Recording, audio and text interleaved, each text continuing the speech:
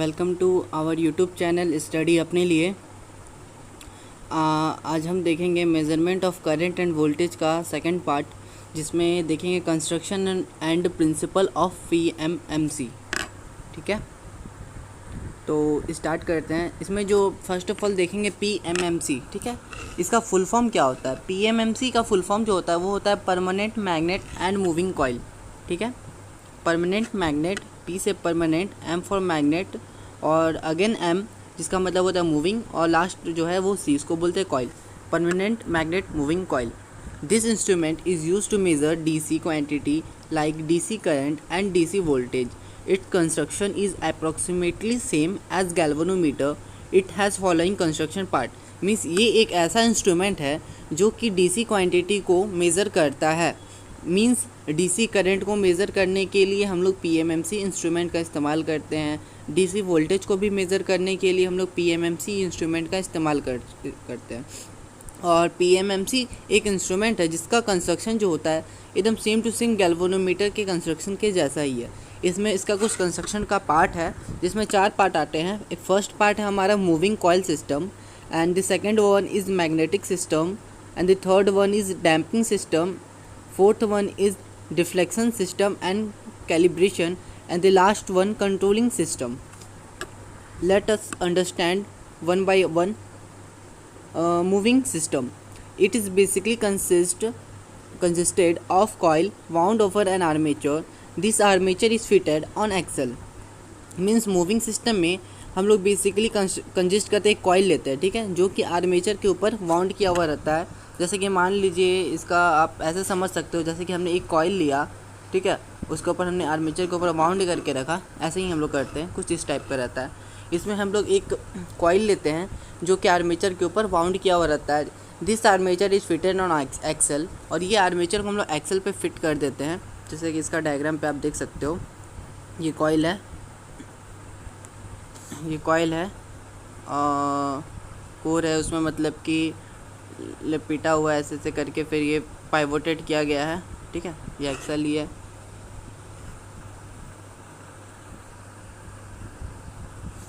और axle is supported by jewel bearing. Means axle को भी सपोर्ट करने के लिए हम लोग ज्यूवेल बैरिंग का इस्तेमाल करते हैं, so that it can rotate freely. हम लोग इसलिए करते हैं क्योंकि ये फ्रीली रोटेट करे, मीन्स कोई तरह का डिस्टर्बेंस नहीं हो. The 2 terminal of the coil are taken out with the help of slack wire through which current is given to the coil. Means moving coil में आपको बस इतना ही जानना है. इसमें हम लोग एक कॉयल लेते हैं जिसको हम लोग आर्मेचर के ऊपर चारों तरफ वाइंड कर देते हैं, और इसको हम लोग फिट करते हैं, वो एक्सल में फिट करते हैं. ठीक है, और एक्सल को भी सपोर्ट करने के लिए हम लोग को ज्यूवेल बैरिंग का इस्तेमाल पड़ता है. ठीक है, एक्सल में हम लोग फिट करते हैं और ज्यूवेल बैरिंग का सपोर्ट चाहिए होता है. क्यों? क्योंकि वो फ्रीली रोटेट कर सकते हैं. और इससे हम लोग 2 टर्मिनल निकालते हैं. ठीक है, 2 टर्मिनल हम लोग निकालते हैं, जिसको किसके हेल्प से निकालते हैं? स्लैक वायर के हेल्प से निकालते हैं, जिससे हम लोग करंट को देते हैं. ठीक है, अब नेक्स्ट है magnetic system. To provide magnetic field, U shape magnet is used, whose one end is south pole and other is north pole. This magnet is placed in such a way that the moving coil should be free to rotate. Means हम लोग magnetic system भी इसमें provide करते हैं. PMMC में हम लोग magnetic field को प्रोवाइड करने के लिए हम लोग एक यू शेप मैग्नेट का इस्तेमाल करते हैं. मीन्स यू शेप मैग्नेट हम लोग ऐसे करके ले सकते हैं. ठीक है, और जिसका एक एंड जो होता है वो साउथ पोल होता है और दूसरा एंड नॉर्थ पोल होता है. आप कोई भी मैग्नेट लो, अगर यू शेप लो या फिर बार मैग्नेट लो, ठीक है, कोई भी मैग्नेट लेते हो तो उसमें एक साइड नॉर्थ होता है, एक साइड साउथ होता है. तो इसमें भी यू शेप में भी एक एंड हम लोग का साउथ पोल होगा और अदर एंड हम लोग का नॉर्थ पोल होगा. और इस मैग्नेट को हम इस ऐसे तरह से हम लोग प्लेस करते हैं कि जो मूविंग कॉइल जो हम लोग लगाए हैं वो फ्रीली रोटेट कर सके. In the field, means field में अच्छी तरह से रोटेट कर सके. तो इसमें भी आपको ये याद रखना, हम लोग यू शेप मैग्नेट का इस्तेमाल करते हैं as objective point of view. U shape magnet का इस्तेमाल करते हैं, और आपको इतना पता होगा एक साइड साउथ पोल होता है, एक साइड नॉर्थ पोल होता है. ठीक है, और इसका हम लोग ये करते हैं क्योंकि वो फ्रीली रोटेट कर सके फील्ड में. ठीक है, अब हम लोग देखते हैं डैम्पिंग सिस्टम. डैम्पिंग सिस्टम में हम लोग damping torque is provided by the vacuum system और by aluminium needle kept in the magnetic field. Aluminum needle create ED current. When it is moved in the magnetic field, this ED current create opposing force which act as damping system.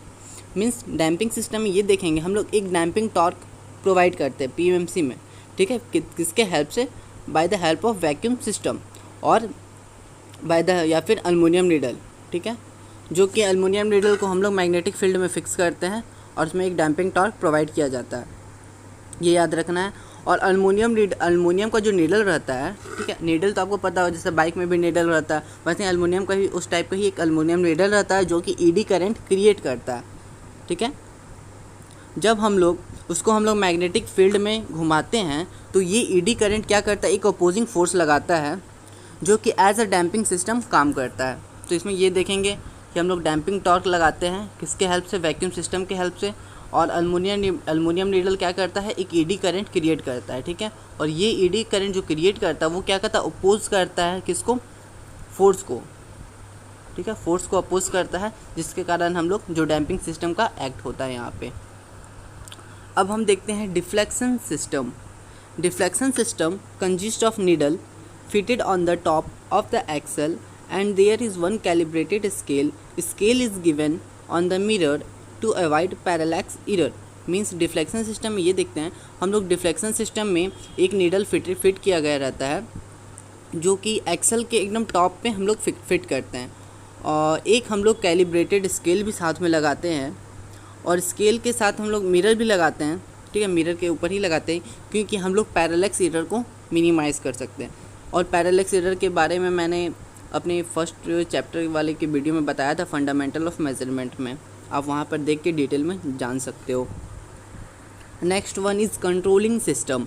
This system create controlling torque which balances the deflection torque created by the coil, ठीक है।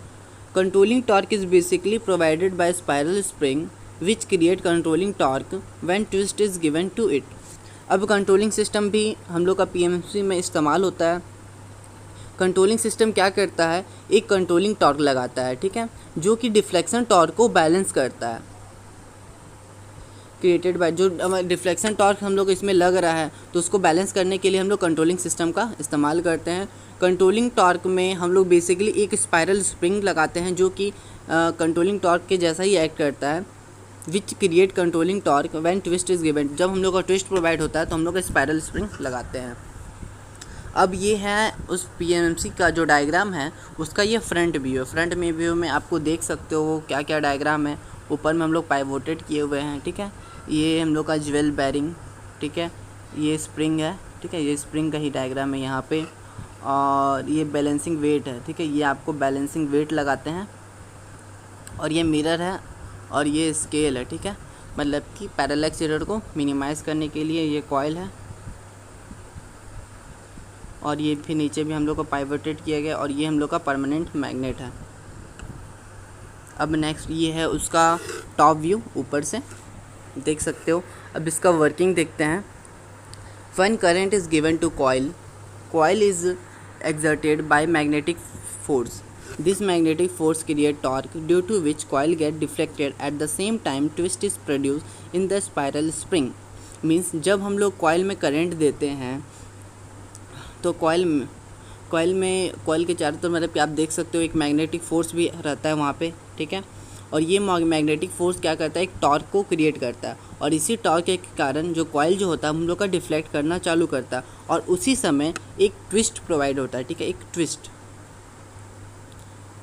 Spiral spring के द्वारा एक twist provide हो जाता है, means create होता है, और फिर and it's gives controlling torque in opposite direction, और कंट्रोलिंग टॉर्क क्या करता है, उसको अपोजिट डायरेक्शन में करता है, ठीक है, and at the same deflection theta, और जो डिफ्लेक्शन जो रहता है वो सेम रहता है थीटा पे।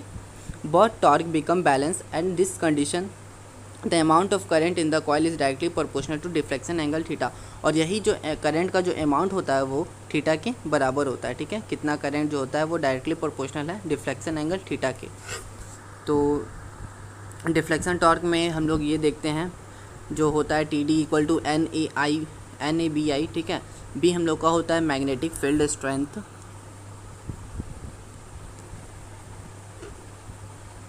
देखिए B हम लोग का magnetic field strength. A means area, area होता है लेंथ इंटू ब्रेथ, और N होता है number of twist in the coil, और I मेजरिंग करंट, ठीक है। इसलिए TD का जो फार्मूला होता है TD इक्वल टू NAIB। अब हम लोग आगे देखते हैं, now controlling torque bye spiral spring TC, ठीक है। TC जो होता है वो K थीटा के बराबर होगा, और K मीन्स होता है spiral constant, spring constant, spring constant, जिसको हम लोग ट्विस्ट कांस्टेंट भी बोल सकते हैं। थीटा पता है आपको, deflection in the needle.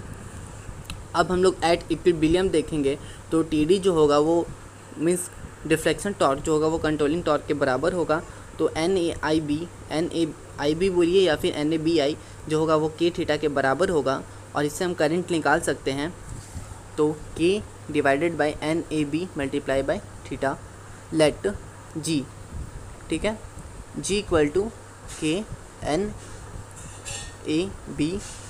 Equal to instrument constant या फिर galvanometer constant. G means G यहाँ पे हम लोग का इंस्ट्रूमेंट कांस्टेंट है, या फिर गैल्वेनोमीटर कांस्टेंट भी बोल सकते हैं। और I जो होगा वो G थीटा के बराबर होगा। G का वैल्यू हम लोग वहाँ पुट कर सकते हैं, KNAB का जगह हम लोग G पुट कर सकते हैं। ये देखिए इसका वैल्यू जो है, ये वाला जो वैल्यू है इसे हम लोग ऊपर में पुट कर सकते हैं यहाँ पे, ये देखिए। तो हम लोग का I जो होगा वो डायरेक्टली प्रोपोर्शनल टू थीटा होगा, और इसका एप्लीकेशन जो है in the measurement of a small DC current in the measurement of voltage with small modification. हम लोग इसका इस्तेमाल हम लोग DC करंट को मेज़र करने के लिए करते हैं, और वोल्टेज को भी मेज़र करने के लिए छोटा सा मॉडिफिकेशन करके, और इन द बैलेंसिंग ब्रिज को भी में इसका इस्तेमाल होता है। Thank you for watching our video. Next video में हम लोग मूविंग आयरन टाइप इंस्ट्रूमेंट के बारे में देखेंगे।